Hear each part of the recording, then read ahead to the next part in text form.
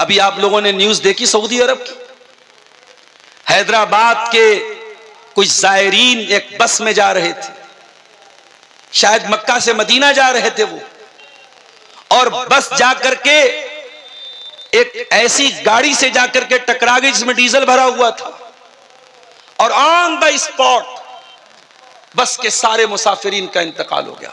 सब जल के मर गए, क्योंकि डीजल था सामने वाले, जब गाड़ी लड़ी है डीजल जो है खतरनाक होता है, आग लगी, सब जल के मर गए। जब गाड़ी लड़ी है ड्राइवर कूदा था, और ड्राइवर के से सटा हुआ ड्राइवर के बगल में एक लड़का जिसका नाम सलमान था, ड्राइवर ने उससे भी कहा तुम भी कूद जाओ, वो भी कूद गया, सिर्फ वही एक लड़का बचा, बाकी सब लोग मर गए उस हादसे में। और उम्रा पर जाने के पहले उसी सफर में हैदराबाद की एक पूरी फैमिली जिसमें 20 लोग थे, उन लोगों ने एयरपोर्ट पर पूरे परिवार के साथ फोटो लिया था। आज सोशल मीडिया पर वो फोटो वायरल हो रहा है। जाने के पहले फोटो लिया था, उसमें छोटे छोटे बच्चे भी थे, औरतें भी थीं, बूढ़े भी थे, जवान भी थे, 20-25 लोग थे पूरे परिवार के, पूरा खानदान जल के मर गया। क्या भरोसा है जिंदगानी का, आदमी बुलबुला है पानी का।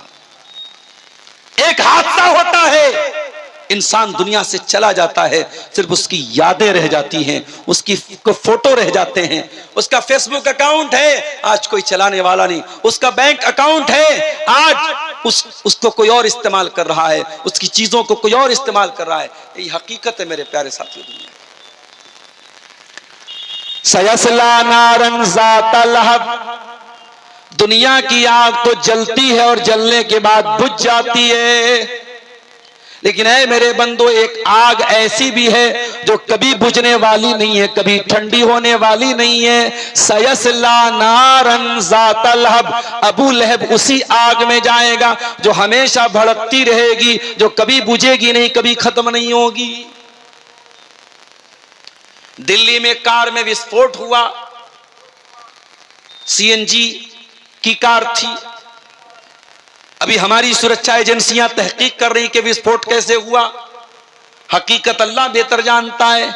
लेकिन आप गौर कीजिए, जब आग लगती है दुनिया में और कोई जलता है, एक बार जलता है, एक बार उसकी चमड़ी जलती है, उसके बाद या तो वो मर जाता है या बच जाता है। जलने की तकलीफ एक बार होती है, मगर जहन्नम की आग दुनिया की आग से ज्यादा खतरनाक होगी। वो सीएनजी की आग नहीं होगी, वो डीजल की आग नहीं होगी। फरमाया या अय्युहल्लज़ीना आमनू कू अनफुसकुम व अहलीकुम नारा, ऐ ईमान वालो बचाओ अपने आप को और अपने घर वालों को उस आग से जिसका ईंधन इंसान और पत्थर होंगे, जो सीएनजी से नहीं जलेगी, जो डीजल से नहीं जलेगी, जो एलपीजी से नहीं जलेगी, जो पेट्रोल से नहीं जलेगी, जो इंसानों से जलेगी, जो पत्थरों से जलेगी। दुनिया में एक बार जलने की तकलीफ होगी, जहन्नम में बार बार जलाया जाएगा।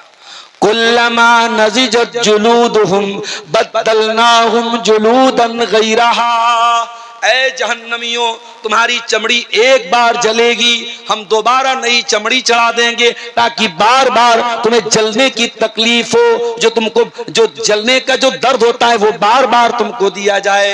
ऐ जहन्नमियों, एक बार जलोगे तो तकलीफ होकर के खत्म हो जाएगी, बार बार जलाया जाएगा, बार बार तुमको तकलीफ दी जाएगी।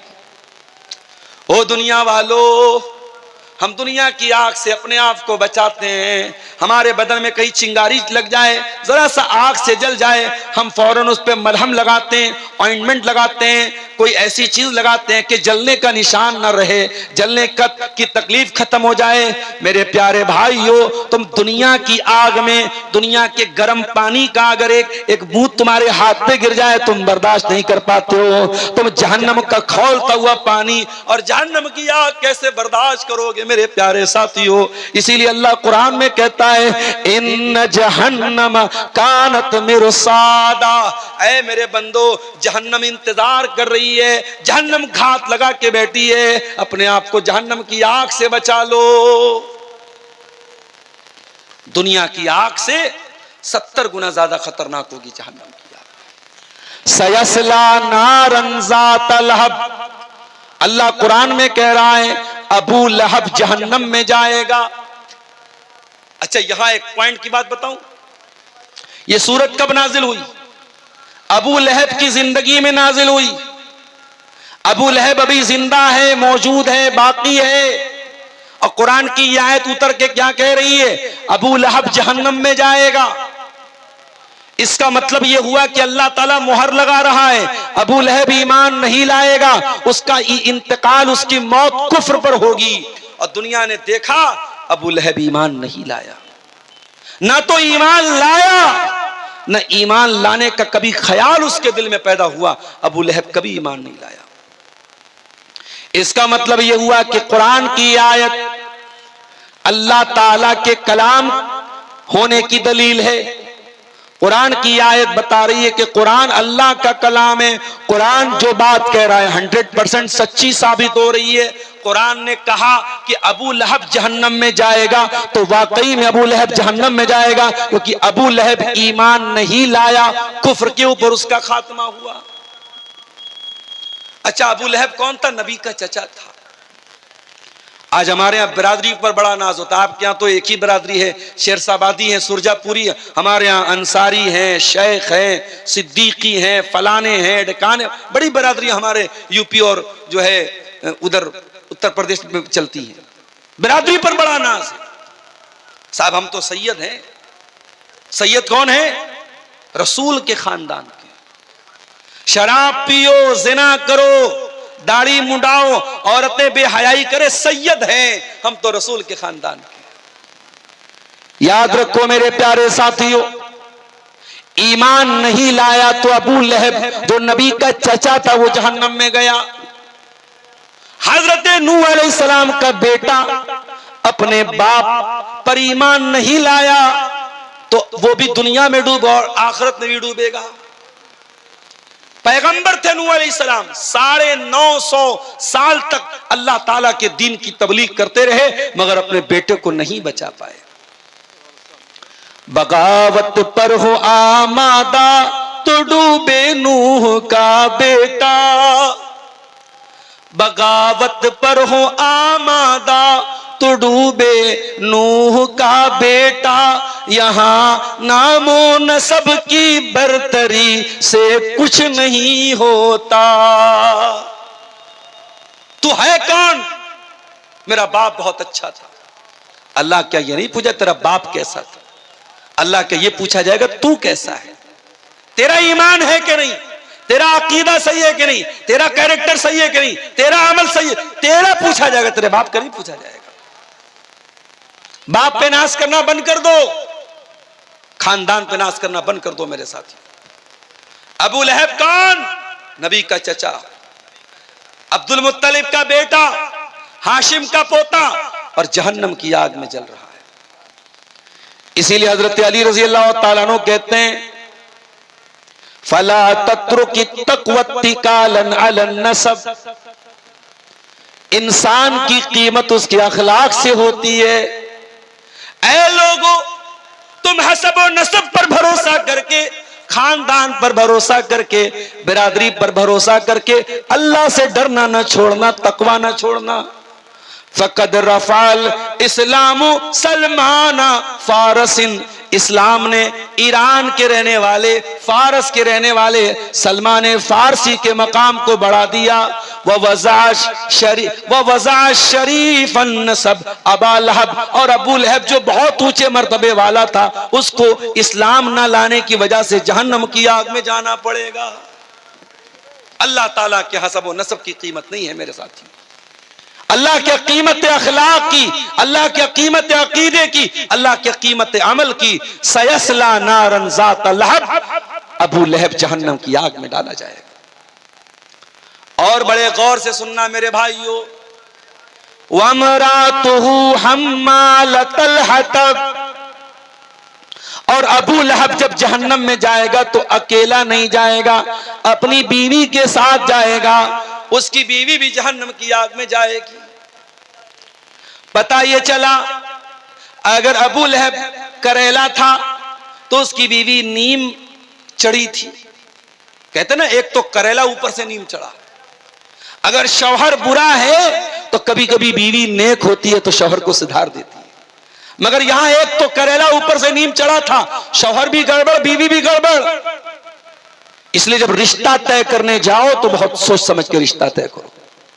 मेरी प्यारी माँ और बहनों, जब बहू देखने जाओ तो ये मत देखो कि खूबसूरत कितनी है, ये देखो दीनदार कितनी है। अल्लाह के प्यारे नबी फरमाते हैं, तुन कहल मरातु ले अरबईन ले मालिहा व ले हसबिहा व ले जमालिहा व ले दीनिहा। जब औरत का निकाह होता है, चार चीजें औरत के अंदर देखी जाती हैं। माल देखा जाता है, खूबसूरती देखी जाती है, दीनदारी देखी जाती है, खानदान देखा जाता है। आपने फरमाया फज़फर बिज़ातिद्दीन, तुम दीनदार को लेके आ जाओ, कामयाब हो जाओगे। आज क्यों घर बिगड़ रहे हैं, आज क्यों सास बहू का रिश्ता खराब हो रहा है, आज क्यों नंदी और भाभी आपस में लड़ रही हैं, आज क्यों देवरानी जेठानी के झगड़े चल रहे हैं? क्योंकि हमने पैसा तो देखा, हमने बरादरी तो देखी, हमने लंबा चौड़ा जहेज तो देखा, हमने घर मकान तो देखा, मगर हमने दीनदारी नहीं देखी। घर में औरत लाओ तो दीनदारी देख के लाओ मेरे साथ। आजकल लव मैरिज का बड़ा मामला चल रहा है। लोग पूछते भी, मौलवी साहब लव मैरिज करना कैसा है? मैं साफ साफ जवाब देता हूं, इस्लाम में लव मैरिज का कोई तसव्वुर नहीं है।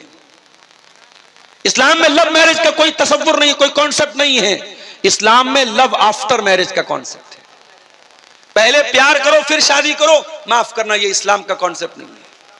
शादी करके मोहब्बत करो, यह इस्लाम का कॉन्सेप्ट है। और हां, अगर किसी को कोई लड़की खूबसूरत लग ही जाए तो इस्लाम ने तरीका बताया है। औरत इस्लाम की नजर में कोई नौकरानी नहीं है, नौकरानी से कोई भी मिल सकता है। औरत इस्लाम की नजर में महारानी है। नौकरानी से मिलने के लिए कोई प्रोटोकॉल नहीं है, नौकरानी से मिलने के लिए कोई इजाजत नहीं लेनी पड़ती, मगर महारानी से मिलने के लिए परमिशन लेना पड़ता है, इजाजत लेनी पड़ती है, टाइम लेना पड़ता है, अपॉइंटमेंट लेना पड़ता है। इस्लाम कहता है औरत तू महारानी है। अगर कोई लड़का तुझे हासिल करना चाहता है, तुझे बीवी बनाना चाहता है, तुझे लेकर के वो कोर्ट मैरिज नहीं कर सकता, तुझे लेकर के वो घर से भाग नहीं सकता। अगर भागेगा तो जिना माना जाएगा, कोर्ट मैरिज करेगा तो हराम माना जाएगा।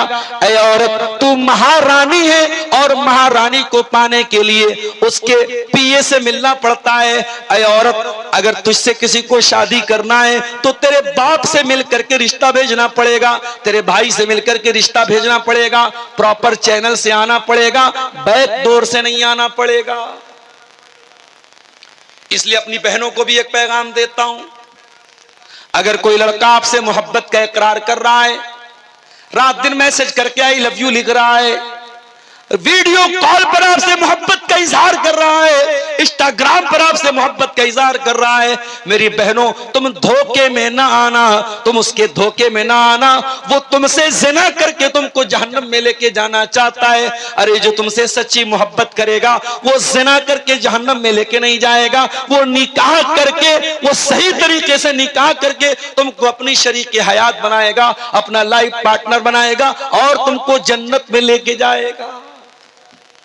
अब ये तुम सोच लो मेरी बहनों कि तुम्हें अपनी जिंदगी में साथी कैसा चाहिए, जन्नत में लेके जाने वाला हम सफर चाहिए या जहन्नम में लेके जाने वाला साथी चाहिए। अब तुम तय कर लो, तुम्हें क्या करना है।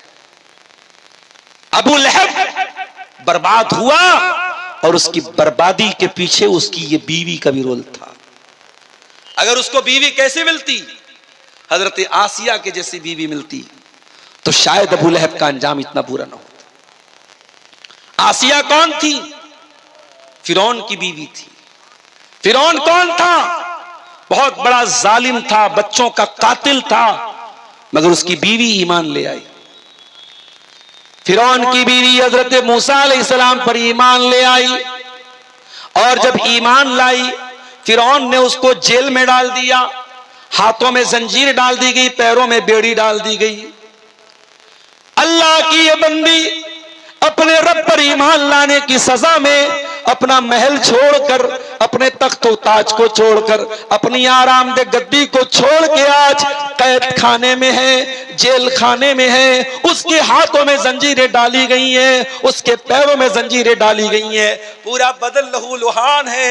और अल्लाह की वो बंदी फिरौन के जेल खाने से दुआ करती है और उसकी दुआ को अल्लाह ताला कुरान में बयान करता है।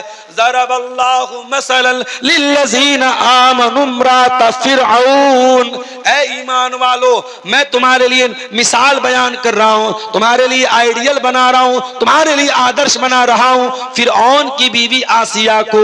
इज़ क़ालत रब्बि इब्नि ली इंदक बैतन फिल जन्ना, जब फिरौन की बीवी दुआ करती है, हजरत आसिया दुआ करती है, ऐ अल्लाह तू जन्नत में मुझे एक महल अता फरमा, व नज्जिनी मिन फिरऔन व अमली, और मुझे फिरौन से बचा ले, मुझे फिरौन के अमल से बचा ले, व नज्जिनी मिनल कौमि ज़ालिमीन, मुझे जालिमों से बचा ले। अल्लाह अकबर। तो अल्लाह ने दोनों एग्जाम्पल हमारे सामने पेश कर दिया। मेरी प्यारी माँ और बहनों, अल्लाह ने दोनों मिसालें पेश कर दी। अब तुम तय कर लो, तुम्हें फिरौन की बीवी आसिया के जैसा बनना है या अबू लहब की बीवी उम्मे जमील के जैसा बनना है। अबू लहब की बीवी कैसी थी? हम्मालतल हतब, लकड़ियों को उठाया करती थी। उलमा ने लिखा लकड़ी को उठाने का दो मतलब है। एक मतलब तो यह चुगलखोर थी, रिश्तों में दरार डाला करती थी, लकड़ी डाला करती थी, रिश्तों को तोड़ा करती थी, इसलिए अल्लाह ने उसको हम्मालतल हतब कहा। ऐ मेरी प्यारी माँ बहनों, अगर हो सके तो रिश्ता बनाने वाली बनना, रिश्ता तोड़ने वाली कभी ना बनना, वरना अबू लहब की बीवी के साथ तुम्हारा हशर होगा। चुगलखोर न बनना, रिश्तों में दरार डालने वाली न बनना, अगर हो सके तो मिलाने वाली बनना। कभी किसी की दुश्मनी में नफरत का पेट्रोल मत डालना, कभी नफरत का जहर मत डालना। इसीलिए अल्लाह के नबी फरमाते हैं, अगर आपस में झगड़ा हो जाए, उस झगड़े को जो बढ़ाता है, अल्लाह के नबी ने फरमाया हियल हालिका, रिश्तों को तोड़ना, रिश्तों को काटना, ये इंसान की नेकियों को खत्म कर देता है, रिमूव कर देता है, मिटा देता है, दीन को मिटा देता है, इस्लाम को मिटा देता है। और अगर कोई रिश्तों को जोड़ता है, मेल मिलाप कराता है, इस्लाह कराता है, अल्लाह के नबी ने इसको नमाज से बेहतर कहा, सदका से बेहतर कहा, जिहाद से बेहतर कहा। इसलिए अगर दो लोगों में दूरी है, दरार है, तो दरार को दूर करने वाले बनो, दरार को बढ़ाने वाले मत बनो मेरे प्यारे साथी। यहां तक के इस्लाम में झूठ बहुत बड़ा गुनाह है, लेकिन अगर दो लोगों को मिलाने के लिए झूठ बोलना पड़े तो इस्लाम ने झूठ भी बोलने की इजाजत दी। अल्लाह के प्यारे नबी सल्लल्लाहु अलैहि वसल्लम फरमाते हैं, लैसल कज़्ज़ाबुल्लज़ी युस्लिहु बैनन्नास, जो लोगों के बीच में सुलह कराता है, अगर वो झूठ भी बोलते तो उसका झूठ झूठ नहीं लिखा जाएगा, वो झूठा नहीं है जो सुलह कराने के लिए झूठ बोले। तो अबू लहब की बीवी कैसी थी? हम्मालतल हतब, लकड़ी लगाने वाली थी, लकड़ी उठाने वाली। एक मतलब तो यह है इस आयत का। और दूसरा मतलब क्या है? अबू लहब की बीवी लकड़ियां इकट्ठा करती थी, कांटे इकट्ठा करती थी और अल्लाह के नबी के रास्ते में बिछा दिया करती थी, नबी को तकलीफ पहुंचाया करती थी। इसीलिए कुरान जब उसका नाम लेता है, कुरान जब उसका जिक्र करता है तो क्या कहता है? वमरातुहु हम्मालतल हतब, अबू लहब की बीवी भी जहन्नम में जाएगी जो लकड़ी इकट्ठा करने वाली थी। अबू लहब की बीवी के पास एक बहुत बड़ा हार था। हार समझते ना, हार, नेकलेस, मोतियों का हार था। वो इतनी कमबख्त थी, उसने अपने मोतियों के हार को बेच दिया और कहा कि इसको बेच करके मैं इस्लाम के खिलाफ इस्तेमाल करूंगी, मोहम्मद रसूलुल्लाह के खिलाफ इस्तेमाल। अल्लाह अकबर। जब नबी चंदे की अपील करते थे, औरतें अपने जेवरात भेजती थी इस्लाम की मदद करने के लिए। और ये देखो कितनी जालिम औरत थी, ये अपना मोतियों का हार क्यों बेच रही है? इस्लाम के खिलाफ इस्तेमाल करने के लिए, अल्लाह के नबी के खिलाफ इस्तेमाल करने के लिए। कुरान कहता है फी जीदिहा हब्लुम मिन मसद, ऐ अबू लहब की बीवी, तूने अपने गले के हार को इस्लाम के खिलाफ इस्तेमाल किया था, तूने मोहम्मद रसूलुल्लाह के खिलाफ इस्तेमाल किया था। ऐ अबू लहब की बीवी, कल कयामत के दिन तेरे गले में खजूर की छाल की रस्सी डाल के तुझको जहन्नम में डाला जाएगा। हब्लुम मिन मसद, खजूर की छाल की रस्सी डाल के तुझे जहन्नम की आग में डाला जाएगा। और बाज उलमा ने लिखा कि खजूर की छाल की नहीं, लोहे की जंजीर इसकी गर्दन में डाली जाएगी। सुम्मा फी सिलसिलतिन ज़रूहा सबऊन ज़िराअन फस्लुकू, 70 गज लंबी जंजीर जिससे जहन्नमियों को जकड़ा जाएगा, वो अबू लहब की बीवी उम्मे जमील के गले में डाली जाएगी और उस जंजीर उसके गले में डाल के उसको जहन्नम में डाला जाएगा। पता ये चला कि अगर शौहर के गलत कामों में बीवी सपोर्ट करती है तो बीवी का भी वही अंजाम होगा शौहर का अंजाम। इसलिए खबरदार, कभी गलत काम में किसी का सपोर्ट मत करो। अगर हो सके तो अच्छे कामों में सपोर्ट करो, और नहीं कर सकते तो कम से कम बुराई में सपोर्ट मत करो। कुरान एक उसूल बताता है, तावनु अलल बिर्रि वत्तक़वा वला तावनु अलल इस्म वल उद्वान। नेकी के कामों में, तकवा के कामों में एक दूसरे की मदद करो, और गुनाह के कामों में, ज़्यादती के कामों में एक दूसरे की मदद न करो। अबू लहब की बीवी क्यों बर्बाद हुई? अपने शौहर का गलत काम में सपोर्ट करने की वजह से। तो ये कुरान की एक छोटी सी सूरत थी जिसमें सिर्फ 5 आयतें हैं। इन 5 आयतों की तफसीर और इसका माना और मतलब मैंने आपके सामने बयान किया है। कुरान की ये छोटी सी सूरत हमें ये मैसेज दे रही है कि हम अबू लहब के जैसे न बने, हम इस्लाम की मदद करने वाले बने, इस्लाम का सपोर्ट करने वाले बने।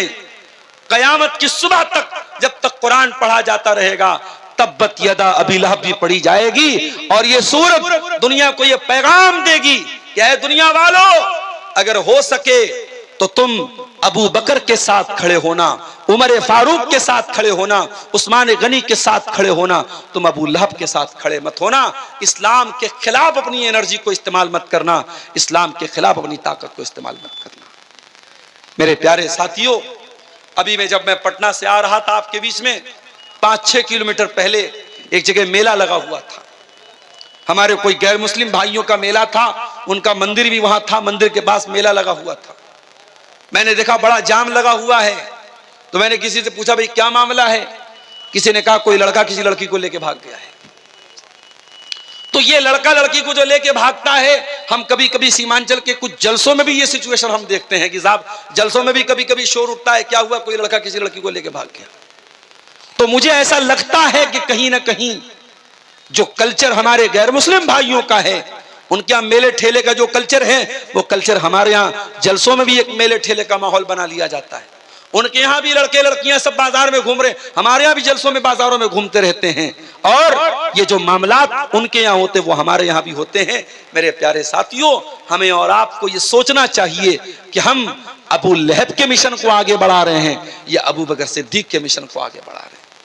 आज बुराइयों का ऐसा माहौल है मेरे प्यारे साथियों कि अल्लाह की पनाह है, दिन ब दिन बुराइयां बढ़ रही हैं, और ऐसे माहौल में हमारे लिए आइडियल अगर कोई लोग हैं तो नबी के सहाबा हैं। मेरे प्यारे साथियों, अल्लाह के नबी सहाबा के साथ बैठे हुए हैं। आपने फरमाया, जो आदमी दुनिया में नमाज पढ़ेगा, जन्नत में उसके लिए अलग से एक गेट होगा, बाबुस सला, वो उस गेट से जन्नत में दाखिल होगा। जो दुनिया में बहुत ज्यादा सदका खैरात करेगा, उसके लिए जन्नत में एक अलग गेट होगा, बाबुस सदका, वो बाबुस सदका से जन्नत में जाएगा। जो दुनिया में बहुत ज्यादा नफिल रोजा रखेगा, उसके लिए जन्नत में एक दरवाजा होगा, बाबुर रैयान, वो बाबुर रैयान से जन्नत में दाखिल होगा।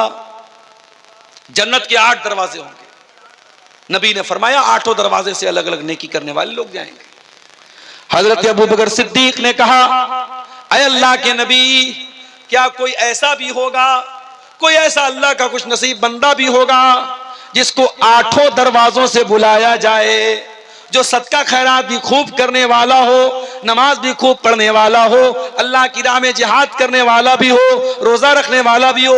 ऐ अल्लाह के नबी, क्या कोई ऐसा भी होगा जिसको 8 दरवाजे से बुलाया जाएगा? आपने फरमाया, हाँ, ऐसे भी लोग होंगे, वो अर्जू अन तकून मिनहुम, और ऐ अबू बकर मुझे उम्मीद है कि उन खुश नसीबों में से तुम भी होगे। मेरे प्यारे साथियों, अबू बकर सिद्दीक का मिजाज ऐसा था। आज हम दुनिया के लिए कंपटीशन करते हैं, अगर हमारे भाई के पास दौलत है तो हमारे पास भी दौलत आ जाए, उसके पास 2 मंजिला घर है हमारे पास भी 2 मंजिला घर आ जाए, उसके पास अगर शोहरत है, इज्जत है, दौलत है, हमारे पास भी आ जाए। हम दुनिया के लिए कंपटीशन करते हैं। मेरे प्यारे साथियों, हमें आखिरत के लिए कंपटीशन करना चाहिए। कुरान कहता है वफी ज़ालिका फलयतनाफसिल मुतनाफिसून, मेरे बंदो तुम्हें एक दूसरे से आगे बढ़ने की कोशिश करनी चाहिए। जन्नत के लिए, जन्नत के बारे में तुम्हें मुकाबला करना चाहिए, उसमें तुम्हें प्रतिस्पर्धा करना चाहिए, उसमें तुम्हें मुकाबला करना चाहिए। एक मर्तबा अल्लाह के नबी साहबा के साथ बैठे हुए थे, हजरत अबू बकर सिद्दीक रज़ी अल्लाह तआला अन्हु भी मौजूद थे। आपने पूछा मन अतमा मिनकुमुल यौम मिस्कीना, कौन है तुम में से जिसने आज किसी गरीब को खाना खिलाया है? हजरत अबू बकर सिद्दीक ने हाथ उठाया, कहा अल्लाह के नबी मैंने आज एक गरीब को खाना खिलाया है। फिर आपने फरमाया मन अस्बह मिनकुमुल यौम साइमन, कोई है तुम में से जो आज रोजा रख के आया है? अबू बकर सिद्दीक ने अपना हाथ उठाया, अल्लाह के नबी आज मैं रोजे की हालत में हूं। फिर आपने पूछा मन आदा मिनकुमुल यौम मरीजा, क्या कोई ऐसा भी है जो किसी मरीज की अयादत करके आया हो? अबू बकर सिद्दीक ने हाथ उठाया, कहा हाँ अल्लाह के नबी मैंने एक मरीज की अयादत भी की है। फिर आपने पूछा क्या कोई ऐसा भी है जिसने किसी मुसलमान के जनाजे में शिरकत की हो? फिर अबू बकर सिद्दीक का हाथ उठा, हाँ अल्लाह के नबी मैंने एक मुसलमान के जनाजे में भी शिरकत की है। जरा गौर करो मेरे प्यारे साथियों, अल्लाह के प्यारे नबी नेकी का नाम लेते चले जा रहे हैं और हर नेकी पर अपना हाथ उठा रहे हैं। हजरत अबू बकर सिद्दीक रज़ी अल्लाह तआला अन्हु, और यही वो अबू बकर सिद्दीक हैं। नबी ने फरमाया ऐ अबू बकर तुमने इतने सारे नेकी के काम किए हैं, ये सारे नेकी के काम अगर एक दिन में 24 घंटे में अगर कोई एक आदमी करता है वो जरूर जन्नत में जाएगा। मेरे प्यारे साथियों, ये अबू बकर सिद्दीक हैं। मैं अबू बकर सिद्दीक का नाम इसलिए ले रहा हूं, मैं दोनों एग्जाम्पल आपके सामने पेश कर रहा हूं, एक नबी का चाहने वाला, एक नबी से दुश्मनी करने वाला। एक अबू बकर जो जिंदगी में भी नबी के साथ थे और इंतकाल भी नबी के साथ इंतकाल के बाद भी वहीं पे दफन हैं और कयामत के दिन नबी के साथ रहेंगे। और एक अबू लहब है जो दुनिया में जलील होकर के कुत्ते की मौत मरा और आखिरत में भी जहन्नम की आग में डाला जाएगा। मेरे प्यारे साथियों, अब हमें और आपको तय करना है हमें कौन सा किरदार अपनाना है, हमें कौन सा कैरेक्टर अपनाना है। हमें अबू बकर सिद्दीक वाला कैरेक्टर अपनाना है या अबू लहब वाला कैरेक्टर अपनाना है। और हमारी माँ बहनों को भी तय करना चाहिए कि उन्हें हजरत मरियम का कैरेक्टर अपनाना है, हजरत आसिया का अपनाना है या उम्मे जमील का अपनाना है, फिरौन की बीवी का अपनाना है। और मेरे प्यारे साथियों, सूरह तब्बत यदा अबी लहब की मुख्तसर सी तफसीर आपके सामने इस उम्मीद के साथ मैंने पेश की है कि हम इस कुरान करीम की छोटी सी सूरत जो हमें याद है इस पर हम गौर करेंगे और इससे जो नसीहतें हमें मिलती है उस पर इंशाअल्लाह हम अमल करेंगे। हम रब्बुल आलमीन से दुआ करते हैं, इलाही आलमीन तू हमें कुरान करीम की सूरत पर अमल करने की तौफीक अता फरमा। इलाही आलमीन हमें तू अबू बकर सिद्दीक के किरदार को अपनाने की तौफीक अता फरमा और अबू लहब के किरदार से हमें बचने की तौफीक अता फरमा। परवरदिगार, जिस मदरसे के लिए आज का ये प्रोग्राम हुआ है, इस मदरसे से जो बच्चे पढ़ें उन्हें दीन का सच्चा खादिम बना दे। इलाही आलमीन हमें से जो बीमार हैं उनको शिफाए कामिला आजला अता फरमा, जो रोजी रोटी से परेशान है अल्लाह उनके कारोबार में बरकत नसीब फरमा। ऐ अल्लाह, बिहार में इलेक्शन हो गए, सरकार बन गई, अब तू हमें हमारे इस स्टेट की हुकूमत को तू तौफीक दे कि वो अमन और चैन और इंसानियत के साथ लोगों पर हुकूमत करे और इंसाफ के तकाजों पर अमल करे और किसी भी तरीके का कोई जुल्म और सितम लोगों पर न हो। परवरदिगार आलम, हमारे जानो माल की, हमारी इज्जत व आबरू की हिफाजत फरमा। जब तक तू दुनिया में जिंदा रख, इस्लाम पर जिंदा रख और हमारा खातिमा ईमान पर हो। आमीन। व आखिर दावाना अनिल हम्दुलिल्लाहि रब्बिल आलमीन। वस्सलामु अलैकुम व रहमतुल्लाहि व बरकातुहू।